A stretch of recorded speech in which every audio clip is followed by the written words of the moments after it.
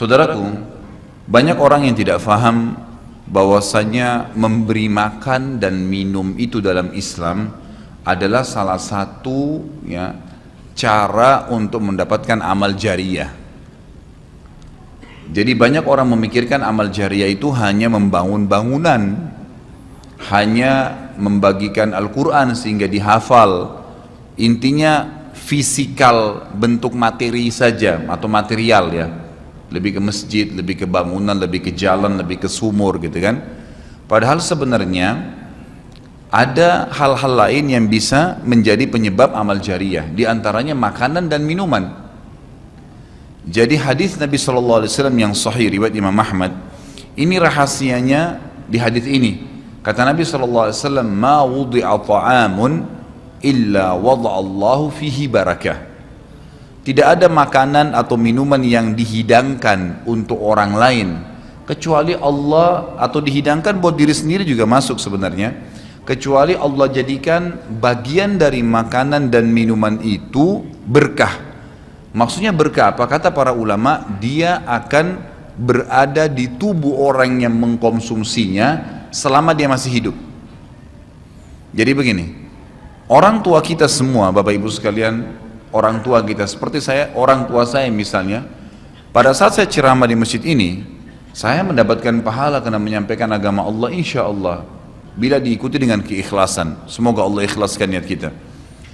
Orang tua saya panen pahala saya. Kenapa Bapak Ibu sekalian? Karena saya tumbuh dari ASI ibu saya, dan saya tumbuh dari nafkah ayah saya. Makanan, minuman yang saya makan selama ini sehingga membantu pertumbuhan badan saya menjadi besar dan akhirnya saya bisa hidup, maka itu menjadi amal jariyah. Makanya dalam hadis riwayat Imam Muslim, seorang sahabat bertanya, ya Rasulullah, ayyul islami khair?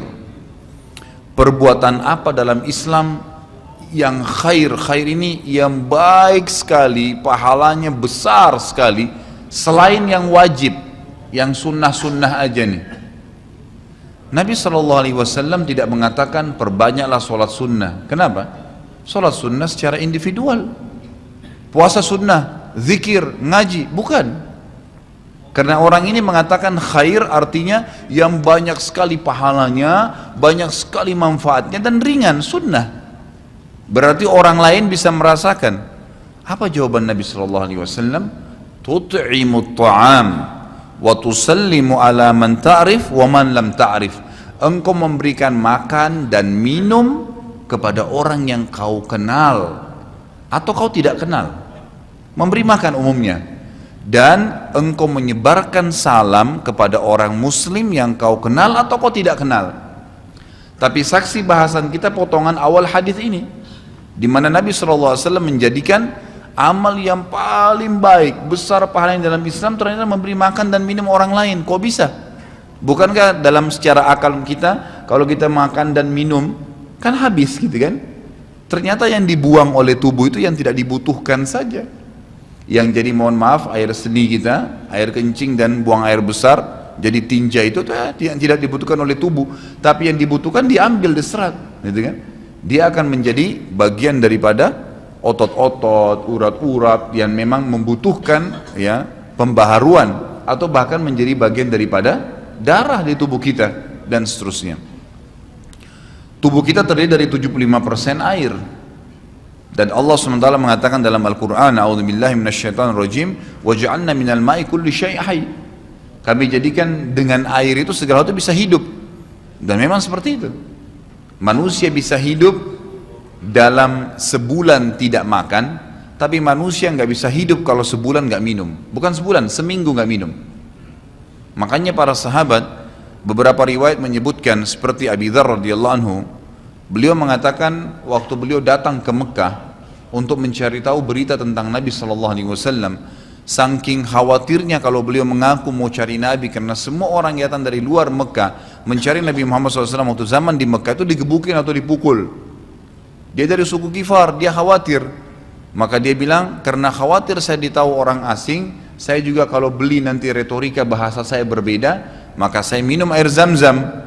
Dan selama beberapa hari dia tinggal di Mekah itu 2 minggu cari Nabi SAW, 2 minggu minum Zamzam nggak makan apa-apa. Dan bisa, gitu kan, minum air.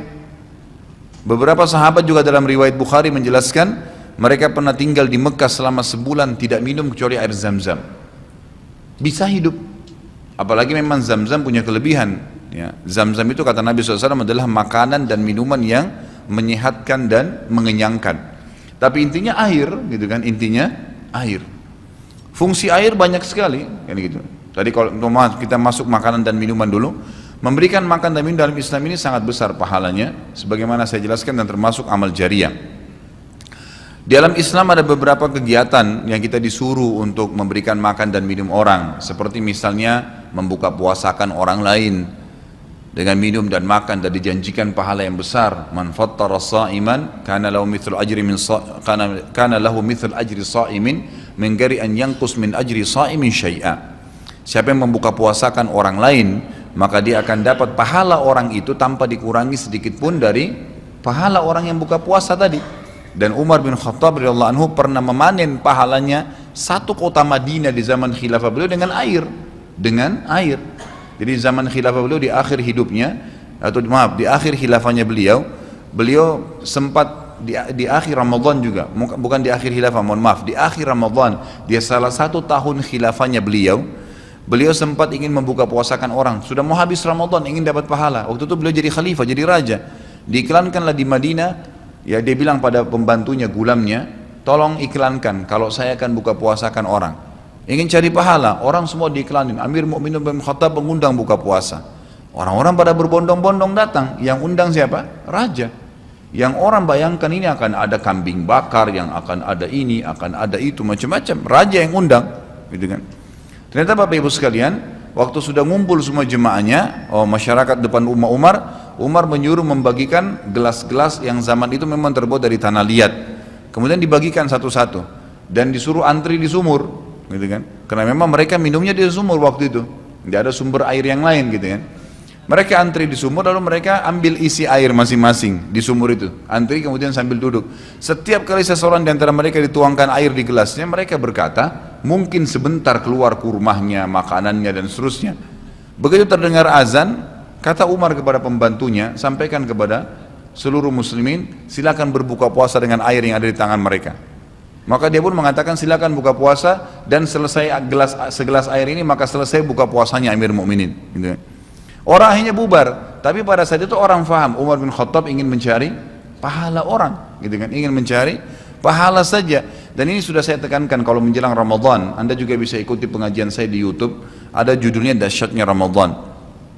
Salah satunya itu kalau tiba Ramadan, ikhwah, maka maksimalkan waktu membuka puasakan orang. Apa susahnya membeli sedus air, ya, air mineral, berapa harganya?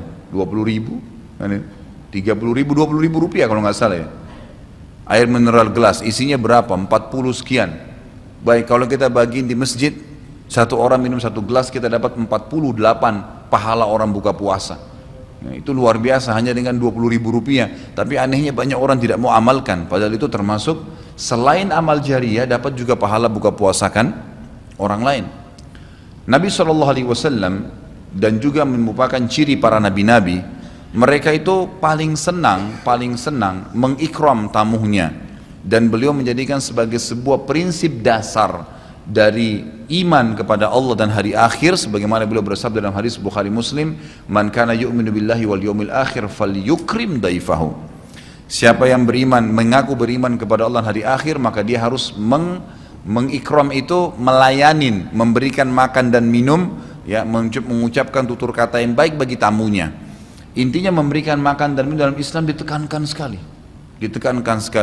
karena itu juga termasuk, ya, amal ibadah, amal jariah dan amal ibadah yang akan mendapatkan pahala. Jadi ada dua sisi pahala yang didapatkan selain amal jariahnya, selama dia makan dan minum kemudian itu masih ada di dalam tubuhnya, maka berarti itu akan terus menjadi amal jariah. Kata para ulama, dia akan terus menjadi amal jariah pada saat seseorang tumbuh besar. Kayak kasus seseorang manusia tadi, orang tuanya, ayahnya carikan nafkah yang halal, ibunya kasih ASI, kemudian dia tumbuh besar dari situ. Tumbuh besar ini ternyata menjadi otot-ototnya, menjadi komponen dari tubuhnya. Kemudian dia menjadi besar, lalu dia menikah. Dari komposisi tubuhnya tadi, ternyata ada yang mengalir di sperma dia kepada anaknya. Kemudian anaknya tumbuh besar juga dari situ, dan seterusnya. Jadi amal jariah selama masih ada manusia itu. Jadi seperti itu luar biasanya gitu. Di antaranya tadi saya bilang, kita bisa mendapatkan pahala dengan buka puasakan orang. Yang kedua, mengikram orang. Mengikram ini memberikan, menyuguhkan sesuatu buat tamu. Ya. Termasuk ya, yang dianjurkan adalah sering-sering ya, mentraktir orang lain. Ada kultum saya itu, subhanallah, saya isi salah satu pengajian di salah satu kantor di Sudirman ini, sampai saya dibisikin, Ustadz, setelah saya nonton di YouTube ceramahnya Ustadz tentang traktir, ini teman-teman semua pada berebut nih, saling traktir-traktiran gitu. Jadi nggak lagi nunggu temannya yang bayar, tapi dia yang bayar duluan. Ternyata itu amal jariah ya Ustadz ya. Oh iya, amal jariah kan gitu, memberikan makan orang. Bayangkan kalau dia makan dan minum dia kenyang, kemudian ada yang jelas pasti ya, makanan minuman yang dimakan dan diminum itu pasti ada bagian yang akan menjadi komposisi tubuhnya, nggak mungkin semua terbuang, maka itu berarti akan jadi amal jariah. Apalagi kalau dasarnya yang kita berikan makan orang-orang yang bertakwa, orang soleh, luar biasa, makin kuat dia beribadah. Ciri Nabi Ibrahim alaihissalam, Nabi Ibrahim itu malah luar biasa ikramnya ya. Dia suka dengan tamu, sampai-sampai kalau dihidangkan makan, cirinya beliau nggak pernah makan sendiri. Pasti habis dihidangkan makan, dibuka pintu rumahnya, siapapun lewat dipanggil makan sama dia. Syekh bin Baz hafizahullah rahimahullah, beliau sudah meninggal. Salah satu muridnya menceritakan, beliau itu punya rumah ya, rumahnya dia di belakang atau di samping rumahnya itu ada sebuah tempat yang kosong, pakai AC, ya dilapangkan seperti masjid inilah. Setiap hari beliau menyiapkan makan siang dan makan malam untuk 600 orang. Setiap hari. Siang itu untuk 600 orang, malam untuk 600 orang. Jadi 1200 orang yang makan setiap hari. Atau 1200 porsi lah ya. Kalau orang yang sama makan siang dan makan malam. Sampai-sampai beliau bukan mengundang ya, enggak diundang orang. Jadi awal-awalnya saja diiklanin. Jadi kalau sudah tiba waktu makan siang, yang lagi nyapu jalanan mampir, yang lagi lewat mampir, yang muridnya mampir, yang kerabatnya mampir, pokoknya mampir 600 orang. Siang malam, tiap hari sampai belum meninggal. Itu bagaimana mereka mengikramnya. Kadang-kadang kita subhanallah, makanan kita taruh di kulkas sampai rusak, nggak mau dibagi kepada orang. Pelitnya luar biasa. Kalau buahnya lagi berbuah dibungkus, nggak mau dibagi ke orang lain. Padahal sebenarnya rahasia untuk menambah berkah sesuatu benda, rezeki kita, itu diinfakkan dulu. Kata Nabi SAW di dalam hadis Bukhari, Allah SWT berfirman, ya ibna Adam, anfik alaik, wahai anak Adam, infak dulu baru saya infakkan kepadamu. Artinya baru saya berikan, bukakan rezeki itu. Kita kalau mau otomatis ya, spontan, begitu dapat makanan, ada makanan terus langsung dibagi. Dibagi langsung pada saat itu. Nih, bagi sama teman misalnya, atau kita porsinya sebagian, atau kita beli bungkus yang lain. Ini saya beli satu bungkus makanan 10.000. Beli satu bungkus yang lain khusus kasih fakir miskin. Sebagai tanda syukur terhadap makanan tadi itu. Langsung diinfakkan. Itu spontanitas, tidak berhenti rezekinya tuh.